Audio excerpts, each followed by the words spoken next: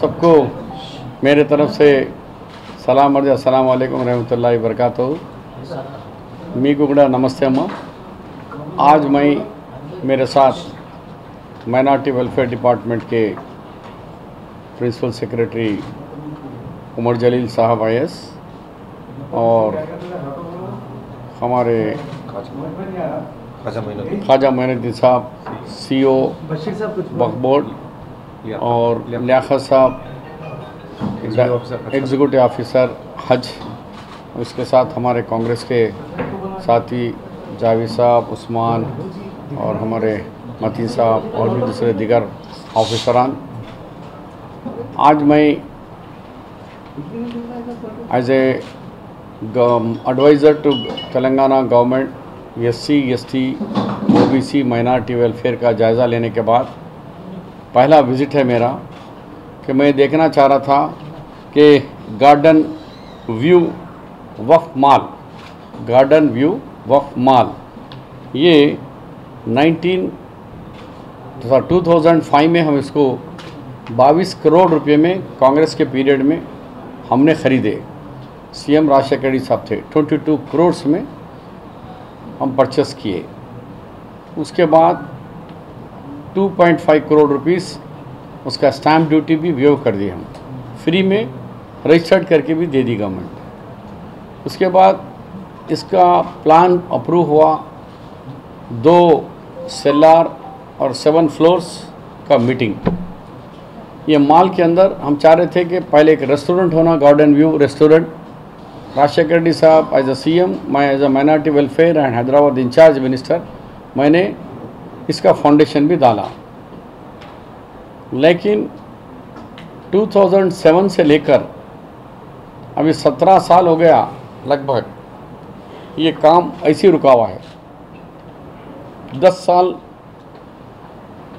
BRS government TRS government रही, लेकिन एक ईंट भी नहीं लगाई, ना एक टोकरा कंकर भी उसमें नहीं लगाया। जैसी थी बिल्डिंग हमारे दौर में वैसे रुक गई, ना उसका कोई रिव्यू हुआ ना कुछ। लास्ट मिनट में CM साहब इलेक्शन से पहले फिर दोबारा मिनिस्टर साहब आके फाउंडेशन डाले कि इसको 23 करोड़ हम करेंगे बोले, लेकिन फंड्स नहीं आया, खाली फाउंडेशन हुआ।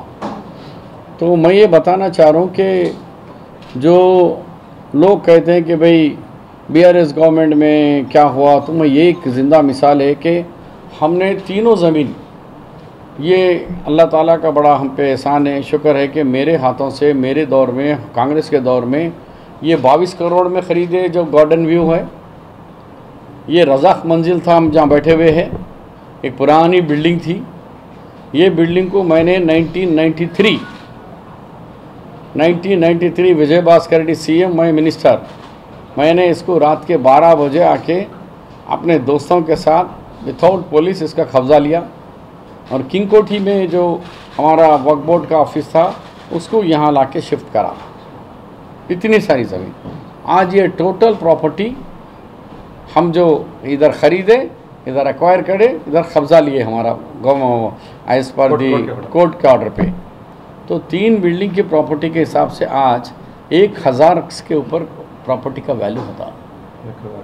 हाँ, नहीं वही 1000 करोड़ रुपए की मालियत है आज। इतनी बड़ी प्रॉपर्टी को हम बनाए, मगर लास्ट 10 साल के अंदर कुछ भी डेवलप नहीं करी। तीनों प्रॉपर्टी वैसी है, कुछ भी डेवलप नहीं हुआ। जो छोड़ के गए हम छोड़ के गए।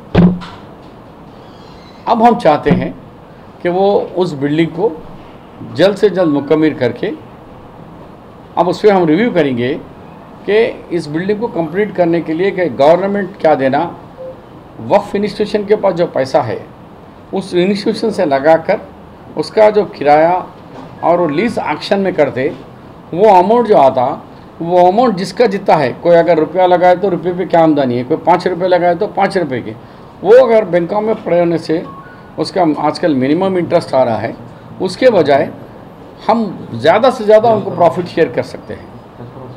ये तो वन ऑफ द प्रपोजल, कोई फाइनल नहीं है, ये एक तरीक़ा है। दूसरा, गवर्नमेंट का कितना गारंटी नेट होना, गवर्नमेंट सपोर्ट कितना देना, इसके लिए फिर से कोई टेंडर प्रोसेस में बिल्डिंग को कंप्लीट करने के लिए कैसा बिड करेंगे हम लोग। सर आप जैसे बोले मैं प्रपोजल तैयार करके आपके सामने पेश करता हूँ। हाँ, तो प्रपोजल करें तो हमको और भी दो ओपन जाएंगे, इसको कंप्लीट करके देना है जी। तो उसको कंप्लीट करके देने के लिए क्या मैकेनिज्म होगा, क्या किस बेस पे हम टेंडर बुलाएंगे। वो किसी को फिर ये खाएगा वो खाएगा नहीं, ओके खाने का नहीं देने का जैसा बनाने की बात करिए। बनाने के बाद इसको हम अगर इसको ओपन एक्शन करेंगे तो काफ़ी पैसा आ सकता है हमारे को। और कंडीशन ये लगाना कि हज का सीज़न के टाइम पर वो सीज़न में हमको कितने हॉल्स खाली होना, कितने रूम्स होना वो भी सब कर दें, क्योंकि 11 महीने अगर हम खाली छोड़ो तो ख़राब हो जाता। और गार्डन व्यू है बेहतरीन चल सकता, उसके ऊपर आप लोग प्रपोजल्स बना के अर्जेंट अगर वहाँ विदिन 1 मंथ के अंदर इसको क्लियर कर दिए तो खाली प्रपोजल बन रहा आ रहे जा रहे का नहीं, काम शुरू हो जाना।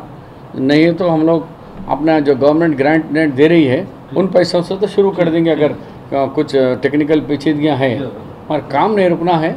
हम जो सो लेट हो रहा तो हम गवर्नमेंट के पैसों से तो भी करेंगे। दो रखो प्रपोजल, वक्फ बोर्ड के पास जो इंस्टीट्यूशन का पैसा है वो उसमें शेयर होल्डर बनेंगे वो लोग, उनका पैसा छीनना नहीं है, उनको प्रॉफिट के साथ देना है। तो कितना ले सकते हैं उनका नहीं, कितना है कितना दे सकते हैं।